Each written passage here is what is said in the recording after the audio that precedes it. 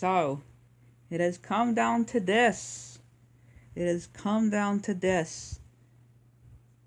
I don't know why it took me so long to finally be able to bring out the last review on the of all the Spyro games until Spyro 4 has come. The last game of pretty much the last new game that we gotten of the Spyro franchise since 2008, and the last game of the Legend series. Hey everyone, Joshua here from McGirt, and we're back to a new Spyro video. And today we are back with the final review until Spyro 4 comes out. And that is the final, or the last new game that had came out. Both the last new game that came out in the series, and in the Legend trilogy as well, Dawn of the Dragon. This one was pretty alright, though. This one was pretty alright. I mean, I'm pretty sure I said I preferred the Eternal Night or A New Beginning. I can't remember. But this one was okay. I can just say, it was okay. Probably not really one of the best ones in my opinion, but it was still really good. So, the story takes place where Eternal Night ended.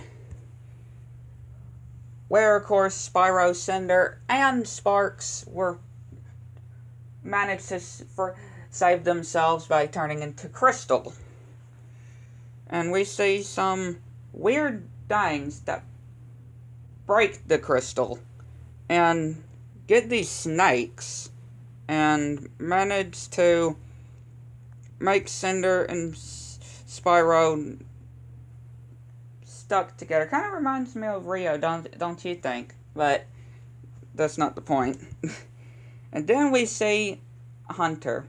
Yeah, Hunter. This is Hunter. Yeah, this is Hunter.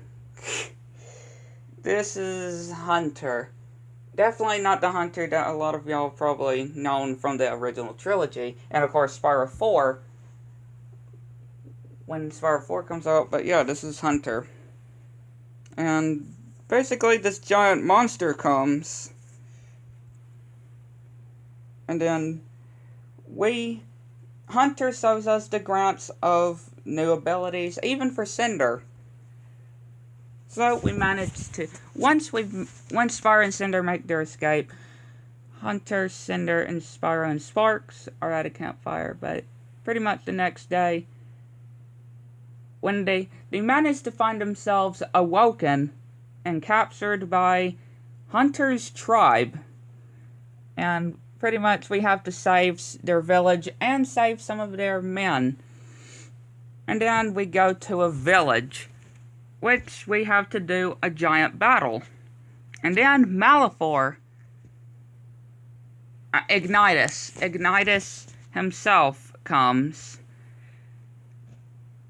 And all of the other Elder Guardians, Elder Dragons come to help too. Once the battle is ended, we go into a cave, which we see that giant monster once again. Spyro and Cinder, or Spyro, figures out if they use water to try to dry it up. But that does work, but kind of doesn't. So with that thing out of the way, it is time, of course, that they go and fight Malefor, aka the Dark Master. And Sparks can't go because, well, he would die in the heat. So he has to stay back. And Ignitus sacrifices himself for Spyro and Cinder to get through to fight Malefor. And Spyro turns dark to Dark Spyro.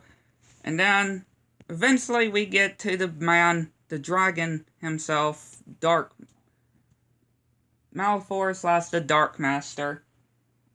He gets Cinder So we have to do a fight, and Spyro sacrifices himself to pull the world back together.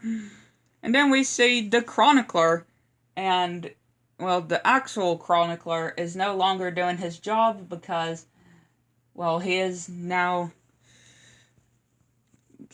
gonna give it to Malifaux, or to Ignitus. Ignitus and Malifaux always mix me up.